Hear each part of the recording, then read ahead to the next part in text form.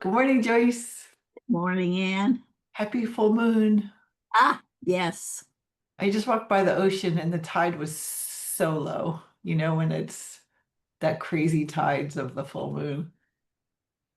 Someone wrote to me the other day about writing her story, and she said that she was afraid of hurting people, and so she was afraid to start.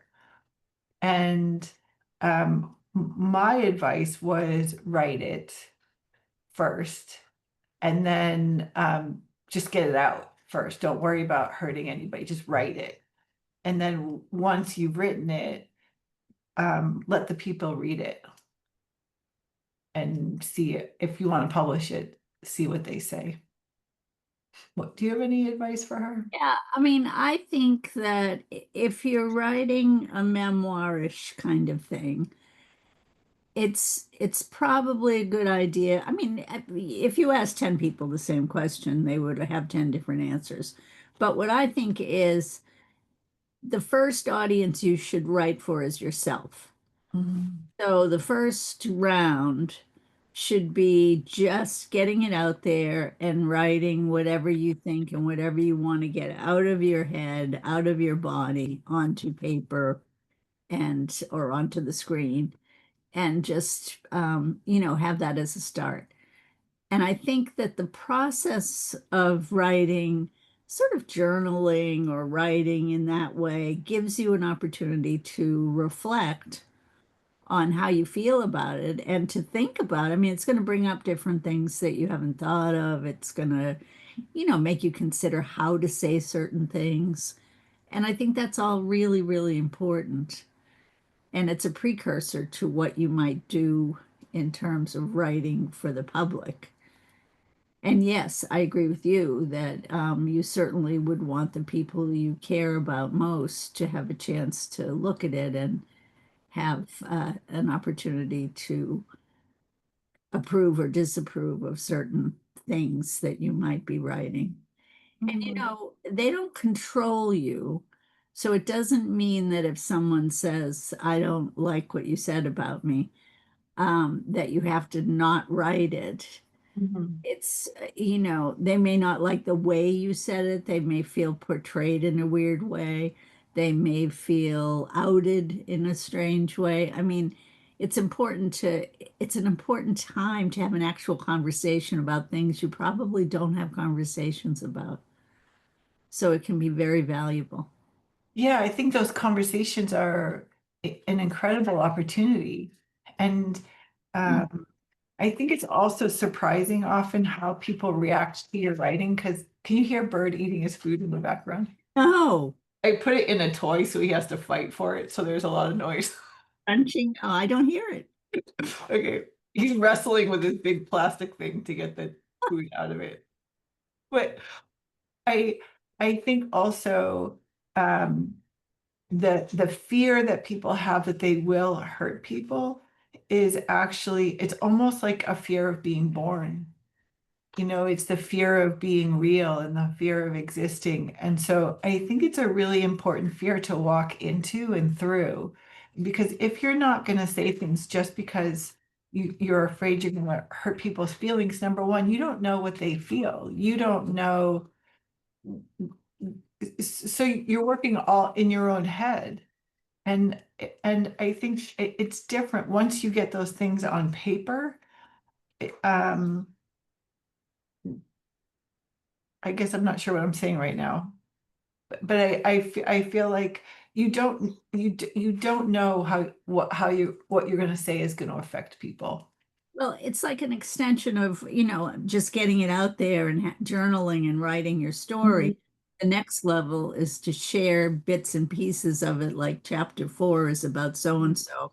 So you give them chapter four to read, and they give you feedback.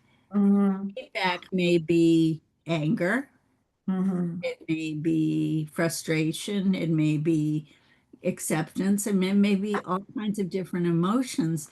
But what I said before, it gives you the opportunity, it's another layer of doing some self-reflecting because Mhm. you get to have a conversation with that person that you probably wouldn't have had unless you share this with them. No, it's so brave and so loving, really, but to both yourself and to the other person. Yes. Mm. I remember when I wrote You Don't Look Adopted, I gave it to my dad to read. My mom wasn't alive, but and I was really afraid to give it to him because I said some things that were very harsh. I thought, and he only asked me to change one little thing, and it was something that surprised me. And it had been so hard for me to ask him. And then years later, like 2 years ago, when he was losing his memory, he said he asked if he could read my book. And I thought, I can't go through this a second time because he forgot he read it the first time. So I just said no. I feel like you only have to do it once. Remember when I used to kind of bug you to write your own story? Yeah, the first time I Yeah. met Yeah. you, you're so funny. You were like, so I'll help you. You can write your book. And I never had an interest in writing my story. I mean, I talk about it in keynotes. I talk about it in conversations. If anyone asks me something, I tell them. And the books that I've written, the things that I've written have all been more with a professional bent, a text and a trade book, more or less, for training people as well as for other kinds of psychoeducation. But I feel like because of the field I'm in and because of the number of people I come in contact with, it's really important that I have certain boundaries. And it's different than not wanting to tell your story because other people may feel a certain way. I just think it's an important thing to hold a little closer. So Mhm. I've never been interested in writing about me. I mean, the amazing stories that everyone has, pieces of those are my story also.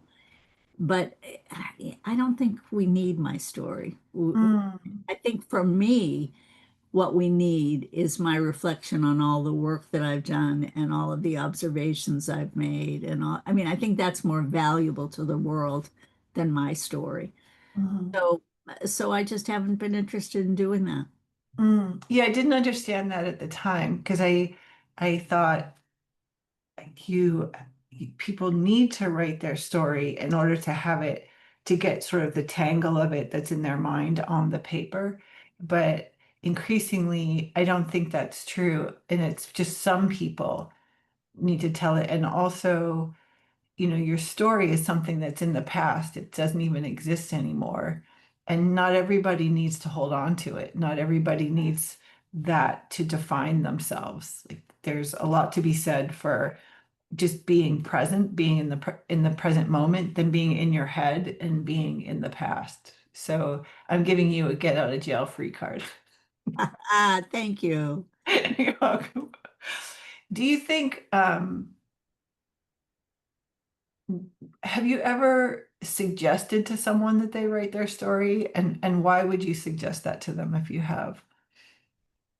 You know, again, because of the position I'm usually in, I don't make those kinds of suggestions because if your therapist tells you something like that, it's different.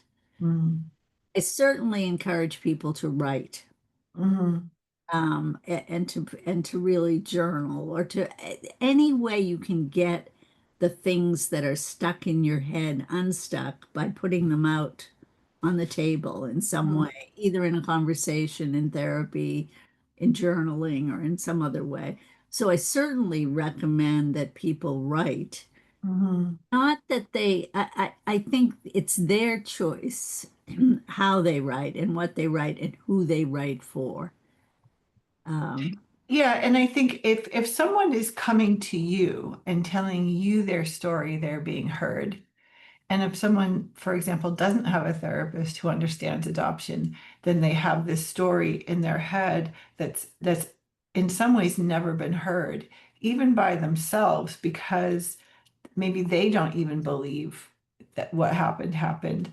And when you said, to write for yourself first, it can be helpful to imagine yourself as an actual other person, so or I pictured an ear for you don't look adopted, just this listening ear, because it's also an act of trusting that you're being heard, that you're sharing, and even something as simple as writing and then laying down and relaxing or sitting in a chair and having your computer read to you what you wrote lets you witness your own self's work, which can feel really good in the body. And I think so many people feel like they want to write their story, but they say they're not writers. And that to me makes no sense because a writer is someone who puts words on a piece of paper. So once you start writing, you have become a writer. And so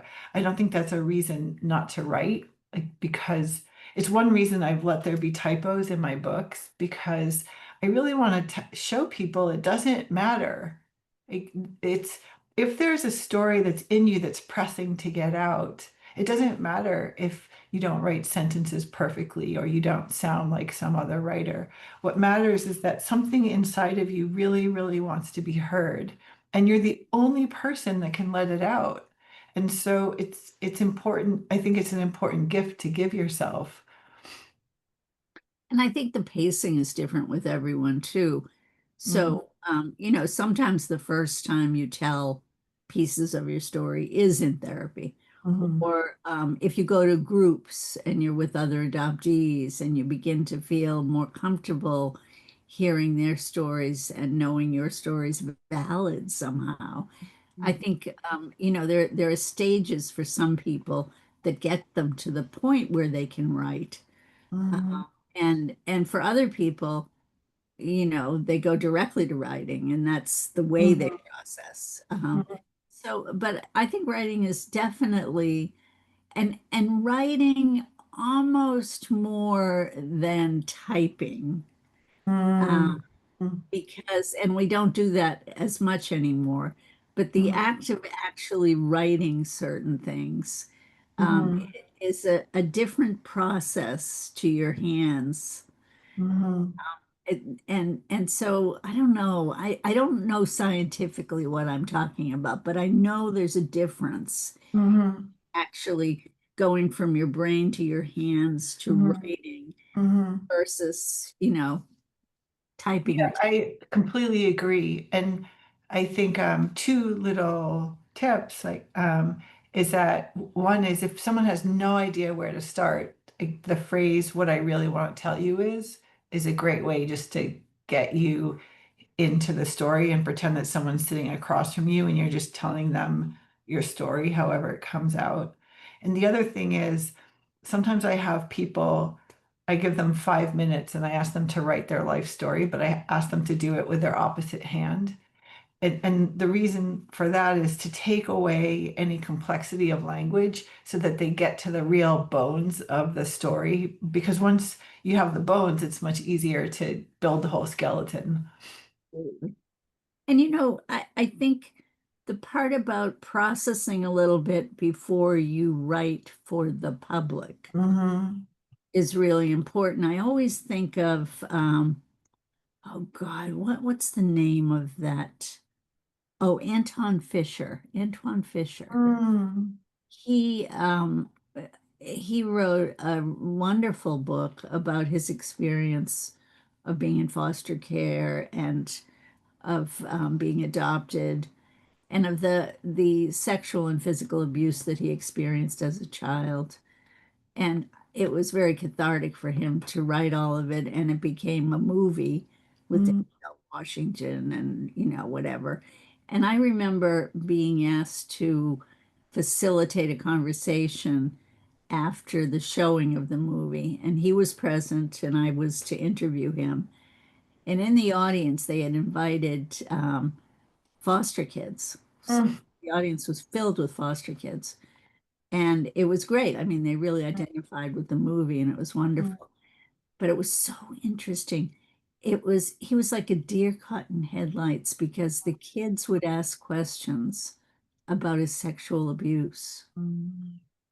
because they were reflecting on their own experience. Mm, And they were very personal, very mm, raw questions. And you could tell he wasn't prepared to mm, deal with that. So I always think, it's not just who's going to read it mm, and what they're going to think of what you said. It's how you're going to feel if other people are reflecting on you in a certain way. mm, I think that's there's not enough preparation for people mm, about mm. that kind of thing. Yes. Yes, that's such a great point. This is not the same, but there was one, I wrote one line and you don't look adopted about Keats being born and that she didn't look like that, something about she didn't look like me, she looked Japanese. And I wrote that at the time because I liked how it sounded, but it wasn't true. And that really, I got caught up in the writing and not the truth of it. And then I had to live with this thing that I had created saying that when my own daughter was born, I thought one thing that had to do with us being separate that I didn't even think. And so then one of the reasons I published that to be real, even though it was so rough, was just to get that fact straight because I did not like having it hang out there. And I agree with you. And I think maybe again, having your computer after you write, having your computer read to you and listen from yourself 10 years in the future, to ask yourself how, or to listen as if you're someone else. Mm, And how would this feel for more awareness? Yeah, that's a great point. yeah, yeah. Yeah. Well, I'll always encourage someone to write because why not? It's free and it's generous and you so many times you don't know what you think until you write it down. So you can learn things about yourself that you never would have learned because your thoughts tend to go in circles and writing is linear. Um, so I all of a sudden I ran out of words. Well, I think we both encourage people to write. Mhm, I think that we have different lanes that we're in terms of how we work. mhm, And, I'm working more with people to write, to process their own. Not that that isn't part of what you're doing, but you also give them the opportunity to think about who they're writing for, mhm, what they're going to do with it. mhm. And because your population is mostly adoptees, the fact that we're not seen and heard, Mhm, writing for the public, it's mhm. a way to be seen and heard, and an important way to show yourself to the world. And I think that that's extremely valuable. Yeah. Can you imagine if every adopted person had a book out that explained their story? Just like the sound, the level of noise about the truth would be cacophonous and helpful, I think. Okay, well, thank you for this today. And how's the weather over there? Is it hot? Monsoon, it's hot and torrential rains and flooding. Okay, okay, well, stay dry. I will. See you next time. Take care. Okay, you too. Bye-bye. Bye.